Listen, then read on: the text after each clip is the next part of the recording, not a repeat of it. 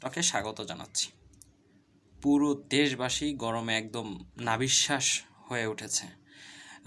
সবচেয়ে বড় কথা হচ্ছে ঢাকা শহর না শুধু, আমি দেখলাম যে বিভাগীয় শহর এমনকি ম্যাক্সিমাম জেলা শহরগুলোতেও আপনি শহরের মেইন কেন্দ্রে মার্কেট কিংবা মেইন সড়কের পাশে তেমন কোনো গাছ নেই।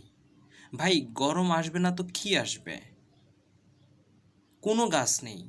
রাস্তার পাশের সব বড় গাছগুলো কেটে ফেলা হয়েছে। ভাই, গরম ভোগ করবেন না, মরতেও চাইবেন না, গাছও লাগাবেন না, অনেক দিন বেঁচে থাকতে চাইবেন এবং ভালোভাবে বেঁচে থাকতে চাইবেন। এটা কি সম্ভব? ভাই, আপনার জীবন গেছে তো গেছে, আপনার সন্তানদের জন্য, পরবর্তী প্রজন্মের জন্য একটা ভালো পৃথিবী যদি দরকার হয়, তাহলে প্রচুর পরিমাণে গাছ লাগান। জায়গা সরকারের না আপনার সেটা দরকার নেই, প্রচুর পরিমাণে গাছ লাগান এবং সেই গাছগুলো দেশি গাছ লাগান। যেইভাবে গরম পড়তেছে, অর্থাৎ তাপ যেভাবে বাড়তেছে, গাছের বিকল্প কিছু নেই।